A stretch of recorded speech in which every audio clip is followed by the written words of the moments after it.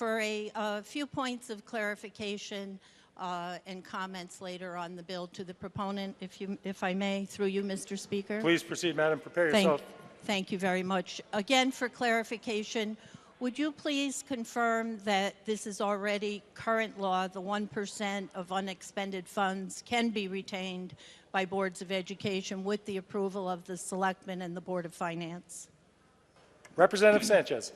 Through you, Mr. Speaker. Yes, currently you can use 1%. This bill would just move that 1% to 2%. Representative McCarty. Yes, thank you for that clarification. And then to just move on, you know, many of our districts have multiple towns, and if you could please comment how this bill would affect say, a district that was regionalized. Representative Sanchez. Through you, Mr. Speaker. It would be the same process. It wouldn't. Whatever they're doing now, it would continue to be moving forward. There's not going to be any changes if they're in a region or not. Representative McCarty. Thank you, Mr. Speaker. And then just a few more quick questions, if I may. Can you, or would you be able to give an example to the Assembly of how these unexpected funds might be used? Through you, Mr. Speaker. Representative Sanchez. Through you, Mr. Speaker.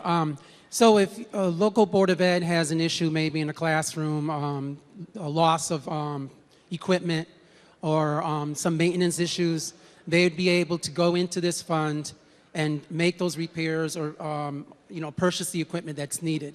And this would only be for educational purposes. So they can do that presently. And again, like I said it before, it's just moving that 1% to 2%. Representative McCarty. Thank you, Mr. Speaker. And I think you made an important comment that this bill will strengthen that these funds, these unexpected funds, can only be used for educational purposes. So I appreciate that clarification. And then just one more quick question, if I may, through you, Mr. Speaker, would be, is this bill a mandate, for one, and through you, Mr. Speaker? Representative Sanchez. Through you, Mr. Speaker, it's not a mandate. They may choose to do this. Representative McCarty. Thank you, Mr. Speaker.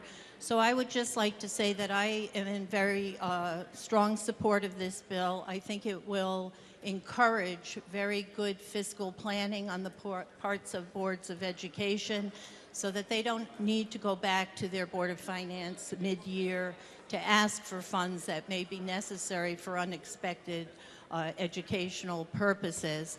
I would like to remind my colleagues that this bill came out of education unanimously. There is no fiscal note attached to the bill, and I think it's a good bill supported by many of our educational organizations such as CABE, CAPS, and the CEA. So I would encourage my colleagues to support this bill. Thank you, Mr. Speaker. Thank you very much, Mr. Speaker. For the second time, if I may, just for a quick point of clarification, I think there was a little confusion today on how the funds could be spent between educational and non-educational provisions.